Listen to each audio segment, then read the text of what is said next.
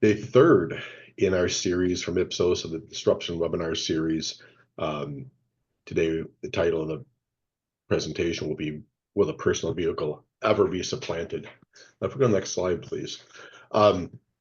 Today's event is obviously sponsored by Ipsos. We really appreciate their support throughout the whole relationship. And again, this is the third of 3 in the series, and we're really excited to kind of show you what they're going to present today and share some pretty interesting insights. Next slide, please. So again, for those who are new to the SAA, SAA is a networking organization really focused on events like this, in-person events, webinars, et cetera, to provide access to industry experts in a variety of different areas that are important to the automotive industry, as well as the networking opportunities to get access to industry experts across the entire industry. Next slide, please. And these events, need these sorts of sponsors. This is a great group of sponsors. We work very closely with them, and any opportunity you have a chance to build a relationship with these companies, it'll be good, beneficial to you as well as the SAA. They're great, and can't say enough positive things about the relationships we have with our sponsors. Next slide, please. In terms of upcoming events, we have a couple coffee breaks coming up. One dealing with results of last week's election, and as well as industry trends coming into next year. The next 2 in-person events that we have, one's on December 6th. It's our annual Materials Innovation Summit, hosted by BASF, and we appreciate their support there. If your company produces parts for the automotive industry and there's something lightweighting related, be sure to go to the website for about the Materials Innovation Summit and apply. We appreciate the award for the lightweighting award comes out on December 6th at that event. And then February 4th, we have our annual Outlook conference, always a great event, great variety of speakers. So it's always a good opportunity to see what's coming up in the industry in the next year or so. Next slide, please. So today I get the pleasure to introduce Renee and Graham from Ipsos. They'll talk to us today about where they see the personal vehicle and some other things coming in the industry that may compete with that. So I'll throw it over to them. Thank you. Thanks, Steve. And thank you everyone for joining. This again is the 3rd installment of our disruption series. And I want to preface that this one's going to be a little bit different for a few different reasons. I feel like when we first set out to do this, we had, we knew that we had these data points to analyze the disruptions with the industry, but we didn't really know exactly what the story was going to be until we got our data fielded and our results tabulated. Exactly. And as analysis typically goes, we found some unexpected points of interest along the way, pertaining not only to shared mobility, but also to the auto industry in general. So you'll want to stick with us and find out where we landed. Definitely. So really what we want to go through is I think 3 key things, right? We want to start off with a pretty good baseline. How are we getting from place to place? How are we feeling about that? And then lastly, not only what's changing, but more importantly, what we think has to change. Okay, so for starters, there are plenty of traditional ways for Americans to get from here to there, with the most universal being a personally owned vehicle. And then, to a lesser extent, we have public transportation, which are mass transit systems that are available to the public. But there's also what we call shared mobility. So Graham, what do we mean by shared mobility? So shared mobility is kind of utilizing the same methods of travel that you see, but it's mostly a service of loaning that transportation or providing the means for a single or set of trips. I think ride hailing, right? The Ubers and the Lyfts of the world are going to be the obvious ones. But there's also car sharing, car subscriptions. It's where the customer is still driving this one trip loaner vehicle, or bike sharing or scooter sharing, right? It's this democratized and privatized transportation. And it's giving people a lot of different options to pick and choose how they get around so that you can have this theoretical future where you don't have to rely on personal vehicles solely. And for years, we've been hearing rumblings that this overwhelming reliance that we have on our personal vehicles is going to be challenged. And if you look at some past headlines, you can see, for example, this one in the lower right-hand corner. This is from 2018. Say goodbye to owning your own car. And, I'm sure you could go back even further if you dug to find similar sentiments. This has been going on for a while. And, I don't think that these journalists are wrong to take notice. Ride hailing has found a strong pocket in American transportation. There are always prominent calls to improve public transportation. But the fact of the matter is, these have just been routine headlines for quite a while, even before COVID in 2020. And while, of course, we can't predict the future, what we are going to do today is show you some trends that are impacting this question and discuss what that might mean moving forward. Yeah, and when we're talking about the future, there is expected growth. Of course, whether or not that comes to fruition is based a lot on the factors hitting at the proper time and magnitude. But for those stakeholders that are looking at mobility as a whole, I think that there's reasons to be optimistic. I mean, you can see here $380 billion and 15.5% growth over the next 5 years. Now, will it complement personal vehicles? Will they cannibalize themselves? I think that's a bit difficult to know, but I want to use this to provide that current landscape of the industry and how it stacks up to the personal vehicle, and then see how it impacts the automotive industry and its partners. So let's set the stage first with our two main data sources that we're going to be looking at.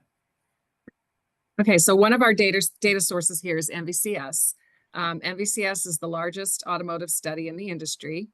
It is a syndicated study, and we get over 200,000 returns a year.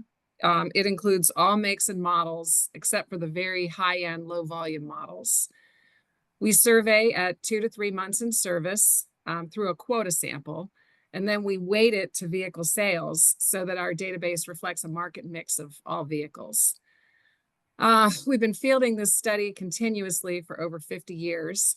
It's primarily a buyer behavior study, so it captures everything that goes into the vehicle purchase, things like purchase reasons, consideration, avoidance. And then we also have what else is in your garage, which allows us to look at loyalty and defection. And the study also includes a number of personal and vehicle attitudes. Yeah, yours is very vehicle-based. And a lot of what I'm going to be talking about is from our Navigator study, right? This is our third wave of the Navigator study, and it's again about shared mobility and really mobility as a whole. And this is the last piece of the study for the year. The first one we had on electrification, which you and I actually discussed in the spring. And then we had another one about driving tech and autonomous driving over the summer. This is also US only data, this specific module, and we're looking at 2,000 respondents, regardless of if they are a vehicle owner or not. We've said it before, and we're going to say it again. Alone, both of these have plenty of insights, but together, our goal and what I think we've accomplished is we're going to be weaving together a pretty compelling story for you. And, a reminder here in terms of both studies, we're just scratching the surface in terms of the data that we have pertaining to this subject. Yeah, absolutely. So let's get into the data. And I don't really want, I don't want to get cute here. I think we all know that this is a really car-centric country. And we fielded this Navigator module just a month ago, and we found that 92% state that their personal vehicle is the preferred method of travel, right? So Renee, to your point, that's the definition of universal. And if we look at monthly usage, again, the personal vehicle is still way ahead of other transportation. A few years ago, pre-COVID, it was in the 90%. And this year we see it at 81%. Now, there are other means that have decent monthly usage. You can see, 1 in 5-ish are using personal bikes, ride hailing, local city buses. And I think that makes sense to me because they've found their niches, they do their job, and they do them pretty well. One note I want to point out, when we say walking or jogging right there in that second bar, we mean specifically doing so as the only mode of transportation during a trip or over a long distance, say like 1+ miles. But again, top line, usage is still very car centric. But of course, if we're looking at vehicle trends, I think that there's a story to be told.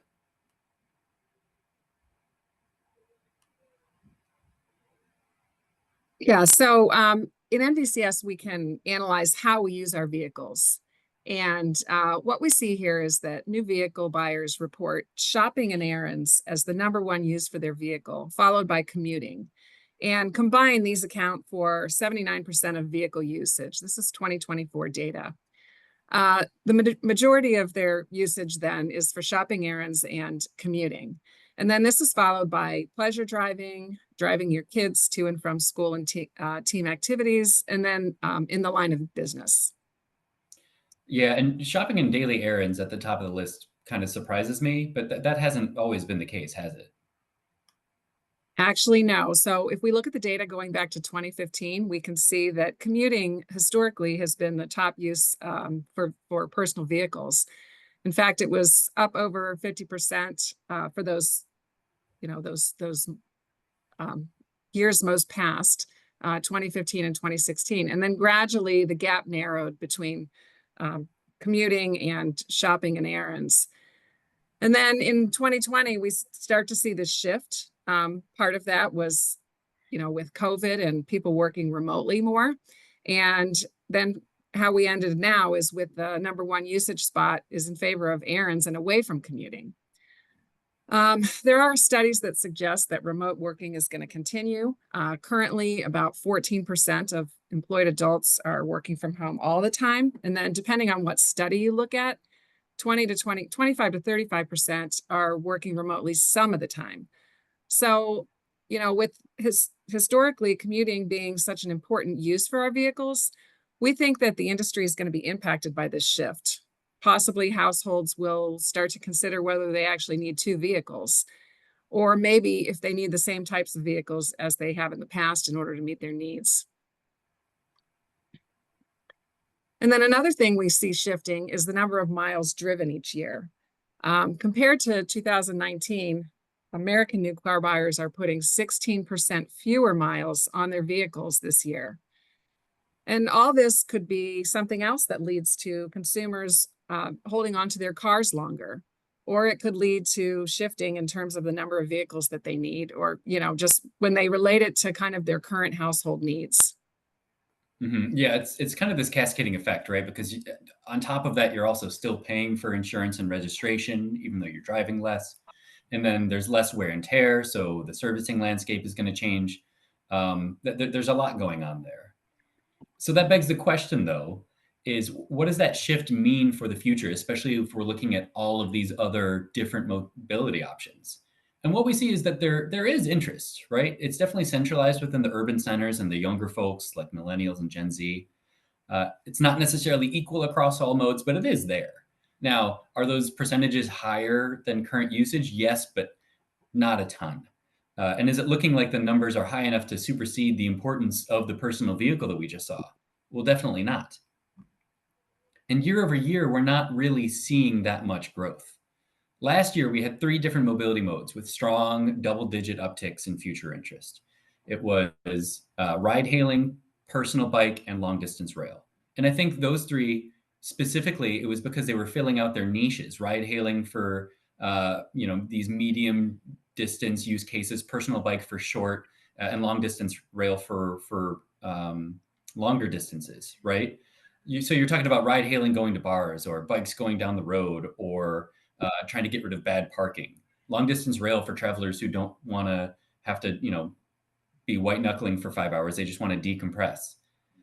This year, I haven't really seen that uptick, right? So those use cases are starting to settle. And that's not necessarily great news for this mobility industry that's supposed to grow. So we see that the interest has flattened. And what does the data point to as a possible reason for this? Yeah, so if you look at this, right, only 60% are satisfied with how they get from point A to point B. This is a very, very generic question, but a very important question because it's relating to mobility as a whole. And 60% is kind of a low number, if you ask me, right? And you would think it means that people are looking to alternative transportation if they're unsatisfied. But the problem is, right, especially when we're talking in this general sense, a lot of people are citing the availability of different mobility options as a bottleneck. So this is a car-centric country with car-centric infrastructure. And these alternative solutions haven't really permeated outside of those city centers. So it's like you said at the top, Renee, right? This is where I think our hypothesis began to evolve. Because last year it looked like maybe we had something that stood out as, okay, the personal vehicle could be in trouble. But again, that's not really what we're seeing in this shared mobility data. So that means if alternative mobility is low usage and middling interest and low satisfaction, surely these people are still buying cars and doing so with a smile, right? But of course, we're only halfway through this webinar, and unfortunately, this is where things get tricky, right, Renee? Yeah, absolutely. So at this point, let's take a hard look at consumer sentiments and behavior, because there's definitely a story here. And we're going to start by examining some present factors that could impact the future of personal vehicles. So first of all, satisfaction. 2024 shows a 5 percentage point drop in vehicle sat since 2019. And then keep in mind that NVCS respondents have only been driving their vehicles for a few months. So what could be driving a decrease in satisfaction? So here's something interesting that we're finding. The emotional connections that new vehicle buyers have with their vehicles is slipping. So here are some examples. My vehicle gives me a feeling of adventure. Since 2019, this has dropped 5 points. My vehicle is my sanctuary. This is down 2 points. I believe the vehicle a person owns makes a statement about them. 5 points down. I want a vehicle that provides pure pleasure and fun. 3 points down. So these are what we call measures of affinity, and they've slid a bit. And this is interesting because I do feel like there's something to be said about car culture, right? Like even if you're not a gearhead or an aficionado, these are big purchases, and often those big purchases happen to be a way of self-expression. Yeah, and certain brands and vehicles have always tended to draw people in who are more engaged with their vehicle and brand compared to others. And this trend is concerning. Yeah, and I suppose the other side of this is what concerns do people have about their personal vehicle, right? Because again, these are big purchases, and this is a weight that customers carry. And when you look at it, 4 out of the 5 top concerns are all cost related. And this doesn't even mention the idea of a down payment, right? So when you're looking at maintenance costs, insurance costs, operating costs, monthly payments, this all piles up, right? You're throwing down money at the dealership, you're buying insurance, you're paying for gas, you've got your monthly bill. Oh, geez, your check engine light is on, right? Like it's exhausting. And I know a lot of our viewers know the price of vehicles right now isn't cheap. Yeah, it's not. So in fact, when we trend back to 2015, we can see that the prices were, kind of steady, just going up, minor increases each year until we hit about 2019, and then even bigger in 2022. And that's when we saw the prices rise sharply, and then they started to level off. But what's interesting here is at the same time, notice how overall satisfaction, that blue line, started dropping sharply along with the prices, which we talked about that drop earlier. And I think we'd be remiss if we didn't consider this correlation to be at least in part causation. Yeah, to me, this is pretty clear cut, right? I mean, we can see that prices have flattened as of late, but the satisfaction continued to drop even as the prices hang around 45. So it's all kind of boiled over now. And how does that impact the next purchase? Okay, so previously I mentioned that buyers are keeping their vehicles longer, and that's possibly a consequence of changes in their vehicle use. And there are other signs of this as well. When new vehicle buyers are asked when they're going to purchase their next vehicle, 28% say they don't know. And that's up 5 points since 2019. So this indicates that buyers are less likely to be on like a regular schedule for vehicle purchases compared to how they were in the past. And perhaps this is due to, uncertainty about future vehicle needs combined with the increasing price of vehicles. And in addition to this, we see what we call trade cycles that have in fact increased. Okay, so what do you mean by trade cycles? Okay, so a trade cycle is the actual amount of time that a vehicle's kept before it's traded in for a new vehicle. So in the previous slide, I showed you that in NVCS, we ask how long the buyers intend to keep the vehicle that they just purchased. But we also have data on the disposed vehicle and when they acquired that disposed vehicle. So that data allows us to compute the actual trade cycle, and then we can trend that over time. And what we see here, going back to 2015, is that it was kind of steady, and then the trade cycle started dropping in 2017. And then in 2020, 2021, it started going up. And then it went up hugely from 2021 to currently 2024. And in fact, it was 5 years and 5 months. That's how long, on average, people kept their disposed vehicle in 2021. And then in 2024, it's a full year longer, 6 years and 5 months before they trade in their new vehicles. And I would not call that good news for the auto industry.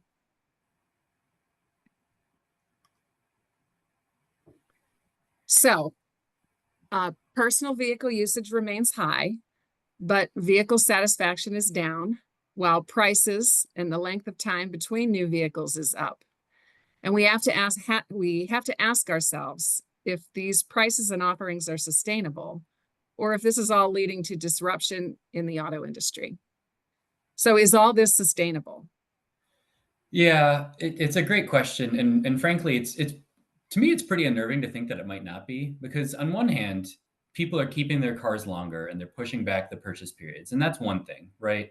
But this stat, right, this is where I think that we have this actual tension in the industry, right? And it's getting harder to control and justify, because over half of our respondents are at least open to replacing their personal vehicle with other means of transportation.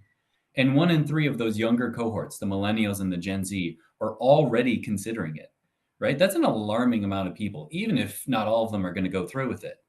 I mean, when you see figures like, oh, people are interested in ride hailing or, mobility mode X, Y, or Z, that's not really a threat to buying a car, just how they're using the car.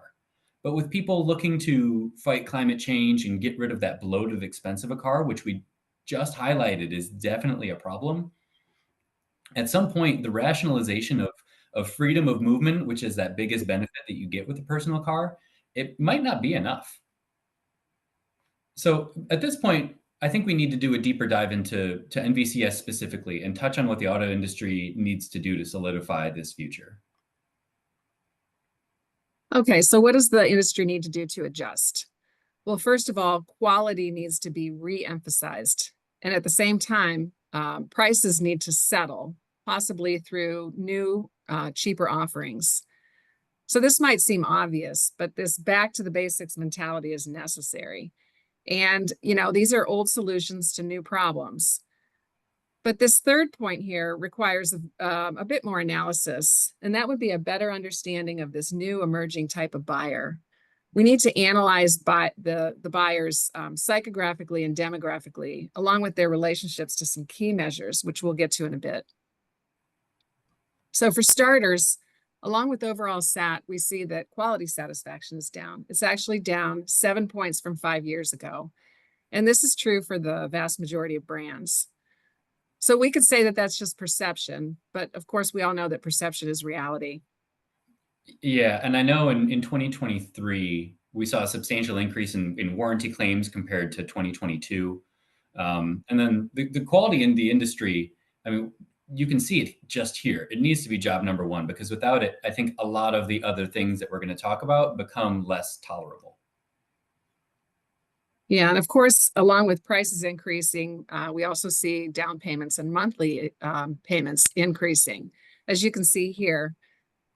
And I want to mention that as this has happened, new car buyers have tended towards a higher likelihood of having perfect credit. So you can see those yellow numbers there at the bottom of the graph. In 2019, there at the center, 73% of respondents indicated that they had perfect credit. That's not a whole lot different than the 72% that you see over there in 2014. But then look at 2024. it's almost 10 points higher. A full 82% of buyers are indicating that they have perfect credit. So, if credit scores aren't going up, and I don't think they are, then the question is, what's happening to these folks with lower credit? Are they being pushed out of the new car market into the used car market? Are they delaying their purchase? I would say all these things are possible. And at the same time, those with good credit are getting punished with high interest rates and high MSRPs. Yeah, and you can see that the down payments seem to fluctuate more because I think there's a bit more of a mindset of, okay, we've got, these savings or we've got these priorities for where our money needs to be, and it shifts over the years. But that monthly payment has continued to climb. Now, interest rates finally dropped a little bit, and actually they've dropped twice in recent months. And I think that's going to help a bit in 2025. And right now, OEMs are pushing incentives to drive that price down to make it more palatable, but that's mainly because inventory is high. So it doesn't really solve the adjustments, and it doesn't also, by the way, solve anything about better quality. It's just a short-term Band-Aid that's going to catch up to them when they have new cars come in that they then have to sell. So that's 1 and 2. But Renee, we were talking about that new buyer, and I want to talk about the psychographic segmentations that we have here, because in NVCS we have 9 of them, and there's been a shift over the past decade of the types of consumers and how they think and how they feel and buy. What can you tell me about these trends? Okay, so here we're just looking at a few. We're going to focus on some that have changed quite a bit, and then that first one that hasn't changed at all. And we're looking at a 10-year time period from 2015 to 2024. So that first group on the left is the basic transportation. It's consistently, a high percentage of buyers. That's still true. It's upticked only a point since 2015. These are the get me from point A to point B folks. And then meanwhile, that second group, the domestic loyalists, and that's pretty self-explanatory, but they're less than half of what they were 10 years ago. These buyers tend to be older, but not like as buyers age, they increasingly become domestic loyalists. Like what we're seeing is that's that older cohort group. And I guess, just to be blunt, they're not replacing themselves with the same type of buyer. So, we think that number can't get any lower, but then it does. So the third group over there is the safe and low cost. And that group has actually fallen 4 points in that 10-year time period. So the safe and low cost buyers, they tend to be older. They're more likely female. And as the name implies, they prioritize value and safety. But this group on the right is the one we found the most interesting. This one we call Buy Best for Me. And it's more than doubled in this 10-year time period. And it's emerged as a dominant group. Yeah, it's funny because those first 3 groups, obviously the name is pretty self-explanatory. And I think that also makes sense of why they were those dominant groups, because it was pretty clear cut on how they purchased a vehicle. But this last group is a bit less self-explanatory, that Buy Best for Me. Tell me more about these people and why it's so relevant for them to be the focus point. Okay, so let's look at some of their characteristics. They are more likely married and they have higher than average incomes. They care more about the utility of their vehicle and less about the status that it conveys. So they're not so much interested in prestige or, having an environmentally conscious vehicle. They're more interested in how they can use the vehicle. They enjoy driving, but they don't indicate that driving gives them a sense of freedom or adventure as some of the other groups do. So this is in line with what we looked at earlier in terms of, what we're seeing with buyers having decreasing emotional connections to their vehicles. One important note here, they keep their vehicles for a long time. On average, just under 7 years, which is actually second only to basic transportation. And that's a full 6 months longer than the industry average. Also, they're less likely to lease, and they're what we would call a meticulous shopper. Yeah, so to me, the difference between a lot of the segmentation that you're showing earlier is that they kind of knew what they wanted and they went out and bought it. But this seems like an increasingly difficult customer to attract, right? They don't have that emotion of the connection. And then tell me more about what you mean here by a meticulous shopper. Okay, so here are some examples that illustrate their shopping habits. You know, to these buyers, the next vehicle purchase, it's really a math problem. It's not so much an emotional question. You know, should I pay for the repair, or is it time to trade in the vehicle? Things like that. And as far as their shopping goes, 70% of them consider another vehicle while they're shopping for this vehicle. And that's 8 points higher than the industry average. They spend almost 7 weeks shopping for their vehicle. This is over a week longer than the industry average. And just 43% of them are loyal to the brand. And that also is lower than the industry average. And if we're going to keep an eye on this buy best for me group, then what about young people? So Graham, you mentioned earlier that they were more likely to consider getting rid of their personal vehicle for alternative, you know, in favor of alternative transportation. And in NVCS, that attitudinal segment, buy best for me, holds 11% of Gen Z buyers this year. And their average age is only 25. And you can see that percentage has grown sharply since they entered the market in 2015. You know, it went from 2% all the way up to 11%. And then if you compare them to the next oldest cohort group, the millennials, that's a group that currently is 15% buy best for me. But what's interesting to note is that back in 2015, you can see there that 7% of them were buy best for me. They were already in their mid-30s. So these youngest buyers, the Gen Z buyers, are losing their innocence, I guess you could say, earlier, as they're trying to figure out how to afford homes and cars and student loans. You know, they're having to focus on practicality at a much younger age.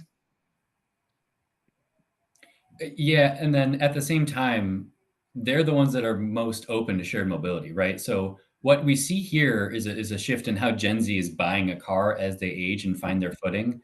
But when you talk about that mindset, they might also be the first to see that tough choice and then decide that the quote unquote best buy for them isn't even a car at all. So Renee, take us home. Let's recap what's happening here. Okay, so to summarize what we're seeing, alternative mobility still has an optimistic future, but I would say it's cautiously optimistic given the flattening of interest that we're seeing. And for now, the personal vehicle is still number one with consumers. But we do see driving behavior shifting as a result of higher price tags and changes in vehicle usage. For example, less commuting. But the idea of drastically different mobility, at least in the near future, isn't likely to be the case. But at the same time, new car satisfaction is down as prices have increased sharply. And then also quality satisfaction is down. And importantly, we're seeing a new type of buyer emerging. And it's one that values utility over emotion. And as a customer, it's a tougher nut to crack. So what's at stake here? We have to get back to the basics. There needs to be a refocus on quality. The current fixation with EVs and technology, that's really left out an offering for those who don't value those things and for those who can't afford them. In the past, when there have been voids in the market, eventually they get filled, and it's either going to be by an existing OEM or by one that's new to the market. Yeah, or other modes of transportation, right? Because shared mobility needs better availability, and it needs to find that expanded niche if it wants to have that large growth. But if there's nothing best for these emerging consumers to buy, there's a chance that that's the first domino to fall, right? And Renee, I know this seems harsh coming from us, but like you said, luckily there's this likely solution right in front of us, and it's doable because it's the foundation of the industry. It starts with quality, and it goes right back to making sure that they're getting in the right car. But we're at a point right now where the industry's kind of misplaced their priorities, and it's a situation that's begging for people to reconsider this status quo of buying their car. And when that status quo is threatened, it's much tougher to plan for the future with any sort of confidence. So this is something that we'll continue to monitor. in the coming years. And of course, there are going to be new challenges arise. But until then, this right here, this is the blueprint to make sure that they can continue to be the dominant force in transportation. So with that, I think we can head to the Q&A section. But before I do, I do just want to highlight again the two studies that we were talking about here. NVCS, massive study, so many data points, both attitudinally, demographically, really talking about the buying behaviors and purchases that go on in the industry. And then Navigator, which is really the foundation of a lot of these disruptions, whether it's electrification, driving technology, shared mobility. I implore you, if you guys have any other questions, not just about these other two studies, but anything within the Ipsos environment that we have, whether it's quality data or some of the custom studies that we've done for a lot of the OEMs in the industry, please reach out to Renee or myself, and we can get you in contact with the right person. We have an absolute wealth of automotive experts and professionals, really eager to help you navigate this as we move forward. And with that, I'll kick it back to Steve. Have we had any questions in the chat? Yeah, so for those on the line, if you want to ask a question, look at the bottom of Zoom and you'll see a Q&A button there. So please enter your questions there, and as they come in, we'll take a look at them and ask them to the panel here. So I've got a couple, or at least one to start with while we wait for some of those to come in. You mentioned kind of this drop in perceived quality, right? So and an overall satisfaction as well. So Kit, like when you look at the content going into vehicles today versus even 10 years ago, there's a lot more content, a lot more technology, and really a lot more to go wrong. What do you see in terms of how that tracks the content in vehicles relative to perceived quality? That's a great question. It's definitely true to a certain extent, right? So you hit one note though, that we're talking about perceived quality, right? We don't necessarily have the problems per 100 numbers that the actual quality studies have, although Ipsos does have a lot of that information if you're interested, especially depending on who you work with or work for. But to answer your question, you're right that the idea of the infotainment or the ADAS systems or the battery systems definitely cause a lot more problems than what we may have seen one or two decades ago. But I think number one, that's part of the problem, right? I think there are some aspirations and innovations that were made that may have been worthy causes, but if the execution is muddy, which for a lot of the OEMs it can be, we're still trying to figure out the wrinkles, you're going to have those really adverse effects. And I think that's where we need to have that focus on, okay, what's actually important and what has an outcome that is valuable to the customer. On top of that, I know outside of perceived quality, there are other data points that show that the quality is dropping, right? I talked about the warranty claims and those costs, those are up, recalls are up.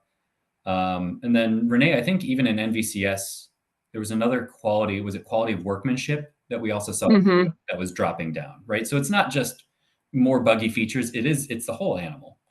Yeah, and you know what, you have to wonder if like a new technology isn't usable or they don't perceive it to be usable, if they would consider that to be a quality problem. So that could be contributing as well. Awesome, thank you. Okay, first one coming in from our attendees here. I just read them off and we can go from there. Automakers have been directing value customers to the pre-owned and used car lots in the face of rising prices. Your thoughts about this strategy? And I'll add to that. Well, actually, go for that, and I'll get to it later. Could you repeat the first part? Who's leading them to used car? The automakers, right? So as a value customer comes to the dealer lot, they're maybe directed towards pre-owned or on the dealer lots themselves. Yep. Yeah, I mean, I think it's more of an option, or it's more of a necessity, especially for the younger buyers, and for people who don't intend to put as many miles on their vehicle. So I guess I don't know about a strategy, but it's definitely a result, I would say. Mm-hmm. I think it gives you more choice, which is great. I think it also definitely does help the budget. I think it's interesting though, when you're looking at the inventory that they have, whether it's new or used, it can also be used in a couple different ways, right? If you've got someone who's coming in looking for a new car and then they get sticker shock, you're able to keep them in the dealership and say, okay, but we've got, this car that's 3 years old or 6 years old or 9 years old, and we can figure out something that fits your budget for the same type of car. And then you keep that customer. And then on the other side of things, you can also have someone coming in looking to buy used and then upsell them on new when you show them how great the new tech in this vehicle can be if you were to purchase the next best model year rather than something that is a couple years old. So I think it's kind of leading both of them down different paths depending on their own indecisiveness to make sure that you can keep them at that dealership and buying specifically what they're able to. Yeah, so it's definitely a dealer strategy, but not necessarily an OEM strategy. Yeah, I'd agree. That's fair. And so one other dimension here is like, we can go in and buy a new car or you can lease it, right? So maybe how does leasing as an option to just finance or buying outright a vehicle work into that equation as well? I think leasing, younger buyers could consider it to be a good option, especially for their first vehicle. Because they can keep that monthly payment down, which a lot of times that's what the younger buyers are looking at, just the monthly payment. This buy best for me group, though, particularly the more mature buy best for me, that math problem, they're considering everything, including like the residual value at the end. So it might not work so much on them. Like they might not perceive it as their best deal. Yeah, we have another sort of related question on the kind of the affordability question. It says, besides the affordability on the front end, what are the implications on the repair cost to consumers when the vehicle's out of warranty? Do they keep it longer? Are the other options? Boy, Go ahead, Greg. it's a loaded question because there's a lot that goes into the service. I think there are a couple of different things that happen in the service side of things that are evolving as well, because as you see more people starting to gravitate towards BEVs, whatever the adoption rate is going to be, right? It is still going up and it is becoming a bigger market share. Their servicing needs are different from ICE vehicles to begin with, right? It's more tire rotations, but there's also nothing engine related that needs fixing. So I think that between that and some of the other innovations that they have on the service side, there's going to be a change in that landscape, even if they're keeping their vehicles longer, because it's not so much about the parts that are in the vehicle as well. It's also about how much you're driving, right? There's wear and tear there that you're not getting as much if you're driving it less, if you're using different means of transportation, if you know that you need to hold on to this car for longer. That all kind of compounds and is going to change how the service workshops operate. Yeah, thank you. Earlier you showed bar chart with a different type of segmentation or psychographics of different types of car buyers. One of the questions here kind of alludes to that. Says that it's kind of more of a generalized question. Is there such thing as a regular or normal or average new car buyer that kind of represents the market overall and where those trends are going? Is it? Yeah, I mean, the purpose of this segmentation is of course, to cluster people, based on how they respond to like a variety of attitudinal questions. So it's certainly the case that there's certain buyers who are like borderline between this group and that group. Like the typical buyer, I suppose you would call, nope, I don't have that one. I suppose you'd call it, the buyer who falls into the group that has the highest frequency, that'd be one way to look at it. But typically with segmentation, what we're trying to do is like separate the buyers into different groups. So what's your typical buyer? Now, I will say if you were looking at it, like, let's say at the vehicle level, okay, then you might see a tip as I'm talking, I'm thinking it through. You might see a typical buyer, like, the typical buyer of this small SUV falls into this group. When you're looking at it industry-wide, you wouldn't see that. But as you drill down, that's definitely interesting to look at. What is the typical buyer of this vehicle versus that vehicle, and how has it changed over time? Thank you. Another question here from the group. Says, be curious to know how the trend in the industry from kind of shifting from sedans to SUV body styles, is there a correlation relative to the increase of prices and maybe even lower satisfaction? You see some sort of relationship there? Yeah, that's funny. We were just looking at that this morning. Well, the price increase is seen across all segments. Sometimes you have to like really be careful with that data because maybe some new vehicles got introduced into that segment that are pricey, like especially at the premium end. But we were thinking that as well, like, oh, could it just be this price increase is because we're going more towards SUVs because there are fewer cars offered. But when we look at it by segment, we do see the same thing happening. The two smallest car segments saw kind of a similar increase in price over time compared to like the small SUV, which is the most popular segment right now. So did you see that kind of outpacing inflation? Obviously, inflation's been a pretty significant conversation. You know what? We in the didn't. last couple years. Yeah, that's a good question. We did not overlay that, so I don't want to say. I suspect, of course, from 2021 to 2022, probably you did, because we know those increases were mainly, or at least partly, due to the inventory issues. So in those years, I would say probably, but it's leveled, but it hasn't come down as inventories got higher. Yeah, I mean, when I saw the chart with kind of the 9 percentage point increase in perfect credit scores, I thought that was pretty fascinating, right? Right. You're seeing increased credit scores, or at least what they're reporting, even though the prices are going up. So there's got to be some sort of selection going on there. Who's even buying a car, or who's not, who can't even afford it at that point. I think that's what it is. It's the ones with not so perfect credit that are less likely to be able to afford a new car. Got it. Thank you. But to Renee's point, even the ones with perfect credit are kind of getting punished by still these high prices, right? They're the ones that might have higher down payments, but they're the ones that are most likely going to be able to do the monthly payment no problem. But they've still got those steep. What was it? $686 this year is the average monthly payment within NVCS. That's tougher to pallet than 10 years ago. I did see that the Cybertruck's now being offered for a $999 a month lease, so you can put that on your shopping list.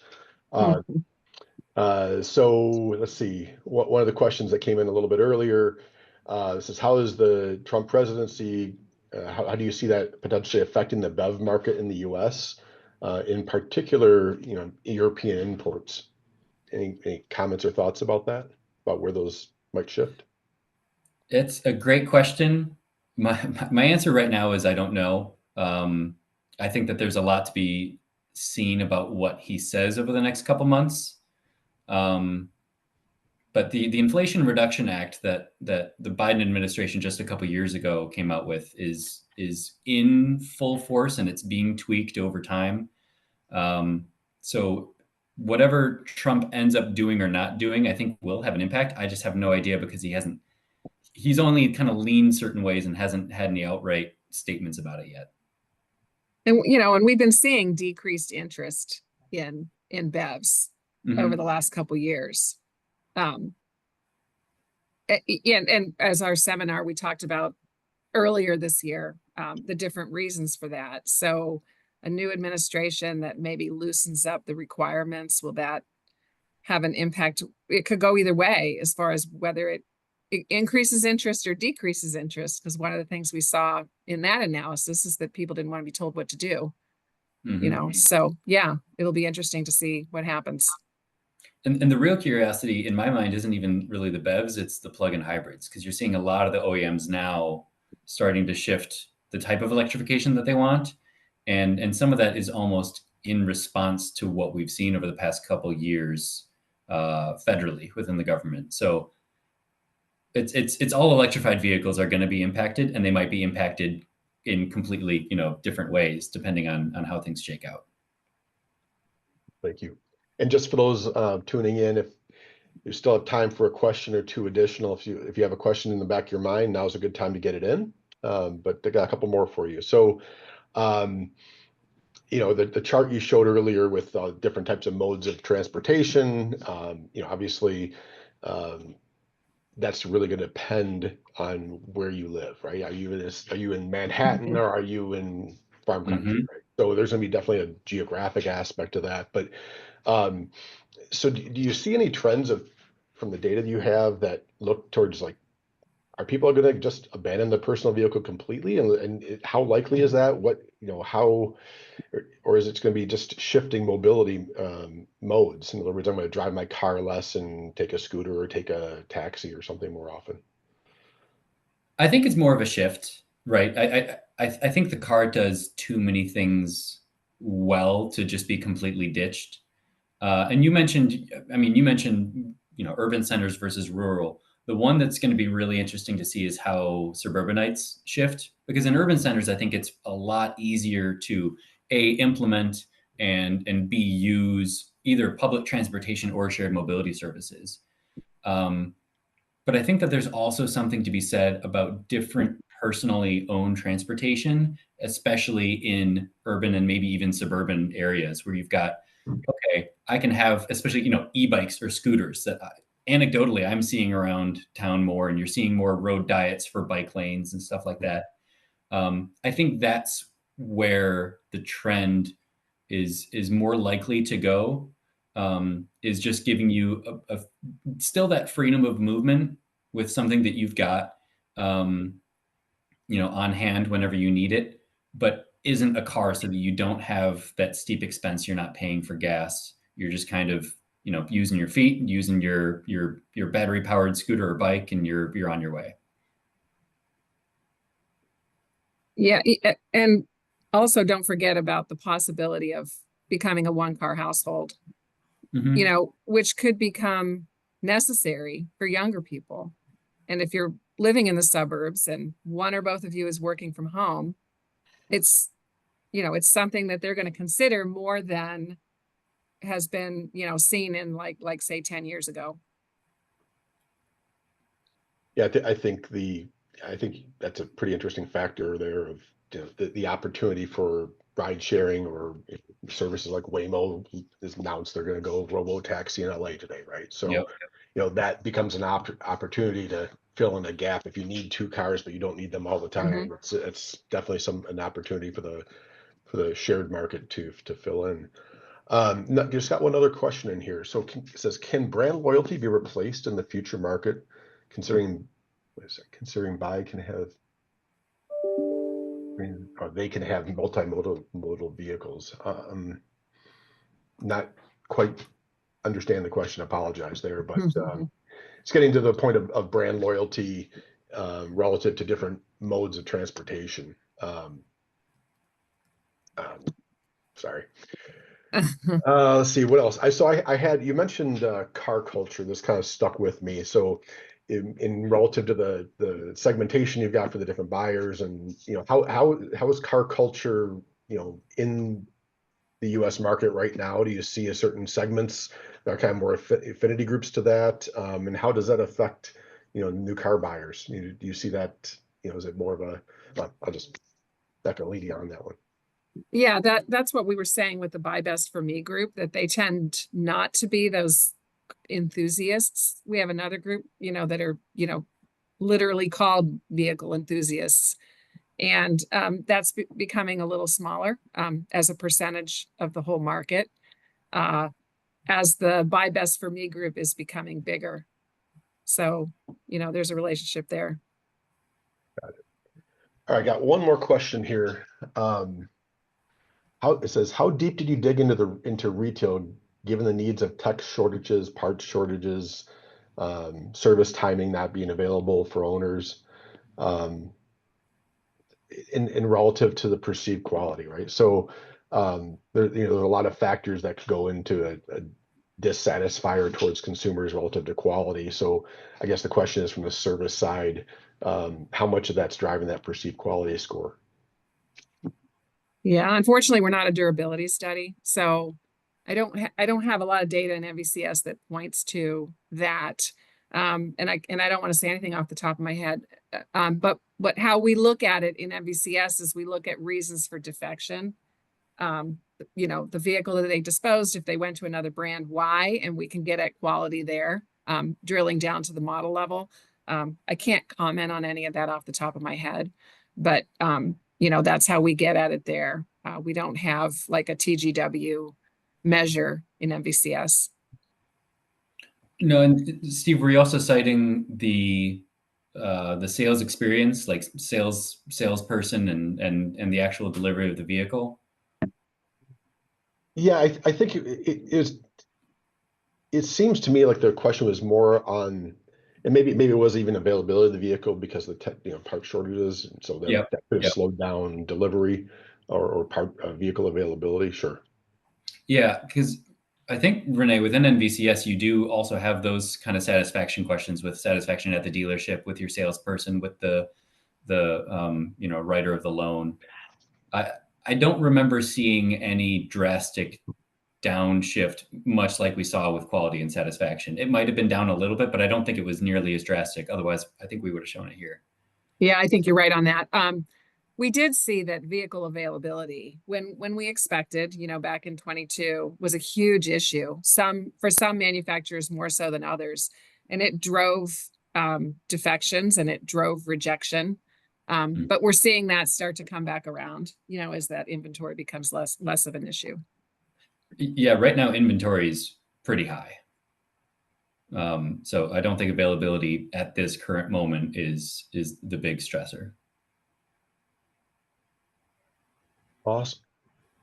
Well, this has been great. Thank you both for setting up everything for today and sharing with what you learned from your studies. I learned a lot. It was fun asking some questions just because I can. Yeah, absolutely. So I want to thank you again. And then just a reminder to everybody, next, let's see, the 20th. So next week, was that Wednesday? We have our next coffee break. It's going to address actually one of the questions, what to expect in the auto industry relative to last week's election results. So I'm sure we'll have a lot of attendees for that. It's usually a pretty quick one, but November 20th, go to SAAauto.com to look for the event, sign in or register there and tune in for the next coffee break. So that's it. Thank you, everybody. Have a good afternoon. Thank you very much. Thanks, everyone. Thanks, Steve.